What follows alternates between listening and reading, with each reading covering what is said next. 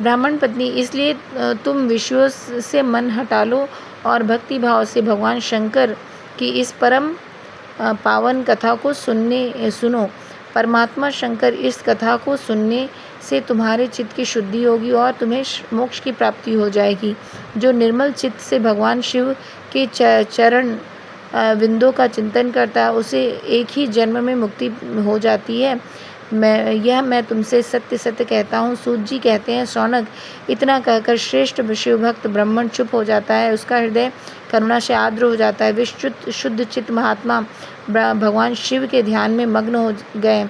तदंतर बिंदु की पत्नी चंचुला मन ही मन प्रसन्न उठी। ब्राह्मण का उक्त उपदेश सुनकर उसके नेत्रों में आनंद के आंसू छलक आए और ब्राह्मण पत्नी चंचुला हर्ष के मारे हर्ष भरे हृदय से उन श्रेष्ठ ब्राह्मण के दोनों चरणों में गिर पड़ी और हाथ जोड़कर बोली, मैं कृतार्थ हो गई। तत्पश्चात उठकर वैराग्य युक्त उत्तम बुद्धि वाली वह स्त्री जो अपने पापों के कारण आतंकित थी, उस महान शिव भक्त ब्राह्मण से हाथ जोड़कर गदगद वाणी में बोली। चंचुला ने कहा, ब्राह्मण शिव भक्तों में श्रेष्ठ स्वामी, आप धन्य परमार्थ दर्शी और सदा परोपकार में लगे रहते हैं, इसलिए श्रेष्ठ साधु पुरुषों में प्रशंसा के योग्य हैं।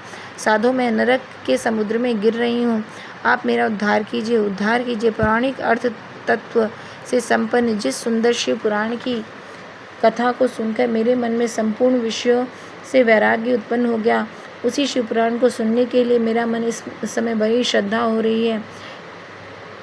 श्री सूत जी कहते हैं, ऐसा कहकर उसने हाथ जोड़कर अनुग्रह पाकर चंचुला उस शिव पुराण की कथा सुनने के लिए इच्छा मन में लिए उन ब्राह्मण देवता की सेवा में तत्पर वहाँ रहने लगी। तदंतर शिव भक्तों में श्रेष्ठ और शुद्ध बुद्धि वाले उन ब्राह्मण देव ने उसी स्थान पर उस स्त्री को शिव पुराण की उत्तम कथा सुनाई। इस प्रकार उस गोकर्ण नामक महाक्षेत्र में उन्हीं श्रेष्ठ ब्राह्मण ने उसने शिव पुराण की वह परम उत्तम कथा सुनी, जो भक्ति, ज्ञान और वैराग्य को बढ़ाने वाली तथा मुक्ति को देने वाली है। उस परम उत्तम कथा को सुनकर वह ब्राह्मण पत्नी अत्यंत कृतार्थ हो गई और उसका चित्त शुद्ध हो गया और फिर भगवान शिव के अनुग्रह से उसके हृदय में शिव के सद्गुण रूप का चिंतन होने लगा। इस प्रकार उसने भगवान शिव में लगी रहने वाली उत्तम बुद्धि पाकर शिव के सच्चिदानंदमय स्वरूप का बारंबार चिंतन करना आरंभ कर दिया। तत्पश्चात समय के पूरे होने पर भक्ति, ज्ञान और वैराग्य से युक्त हुई चंचुला अपने शरीर को बिना किसी कष्ट के त्याग दिया। इतने में ही त्रिपुर शत्रु भगवान शिव का भेजा हुआ एक दिव्य विमान द्रुत गति से वहां पहुंचा और जो अपने गणों से संयुक्त और भांति भांति के शोभा साधनों से संपन्न था।